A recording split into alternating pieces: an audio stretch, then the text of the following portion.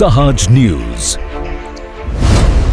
સુરતમાં ખાનગી ટ્રાવેલ્સ બસોના બેફામ પાર્કિંગથી ટ્રાફિક વ્યવસ્થા ખોરવાઈ. વાલક પાટિયા પાસોદરા રોડ પર સ્થાનિકોમાં જોવા મળ્યો ભારોભાર રોષ. ટ્રાફિક નિયમો સૌ માટે સમાન હોવા જોઈએ તેવી ઉઠી છે માંગ. નમસ્કાર, સહજ ન્યૂઝ સાથે હું છું ગોપાલ ભેસાણીયા. સુરત શહેરના વાલક પાટિયાથી પાસોદરા રોડ પર આવેલ શિવાંત અંતારા નજીક ખાનગી ટ્રાવેલ્સ બસોના પાર્કિંગને લઈને સ્થાનિક રહીશો અને વાહન ચાલકોમાં ભારે અસંતોષ જોવા મળી રહ્યો છે. સ્થાનિકોના જણાવ્યા મુજબ અનેક બસો જાહેર માર્ગ પર અથવા માર્ગની બાજુમાં લાંબા સમયથી ઊભી રાખવામાં આવતી હોવાથી ટ્રાફિક વ્યવસ્થા સતત પ્રભાવિત થઈ રહી છે અને અકસ્માતની આશંકા પણ વધી રહી છે. સ્થાનિકોનું કહેવું છે કે વ્યસ્ત માર્ગ પર બસો ઊભી રાખવાના કારણે રસ્તો સાંકડો બની જાય છે અને ખાસ કરીને સવાર સાંજના વ્યસ્ત સમયમાં ટુ વ્હીલર, કાર ચાલકો, સ્કૂટર, સ્કૂલ વાહનો અને રાહદારીઓને ભારે મુશ્કેલીનો સામનો કરવો પડે છે. ઘણી વખત વાહનોને સામસામે પસાર થવામાં પણ તકલીફ પડે છે.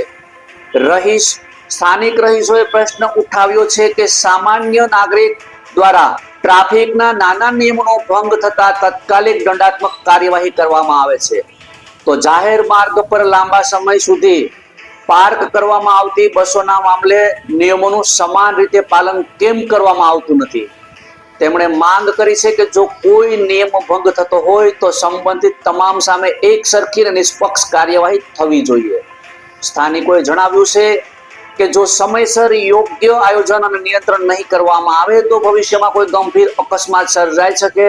તેથી ટ્રાફિક પોલીસ, સુરત મહાનગરપાલિકા અને સંબંધિત વિભાગો કોઈ લોભ, લાલચ કે અંગત સ્વાર્થમાં ન આવે, સ્થળનું તાત્કાલિક નિરીક્ષણ કરી પગલાં ભરવામાં આવે તેવી માંગ ઉઠી છે.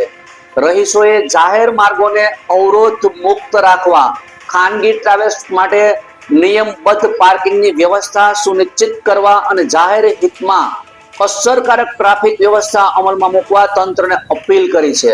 હવે સૌની નજર એ વાત પર છે કે સ્થાનિકોની રજૂઆત બાદ સંબંધિત તંત્ર સ્થળ પર તપાસ કરીને જરૂરી કાર્યવાહી કરે છે કે પછી એ જ લાલિયાવાડી ચાલવા દે છે. રિપોર્ટર ભરત કોટડિયા, સહજ ન્યૂઝ, સુરત.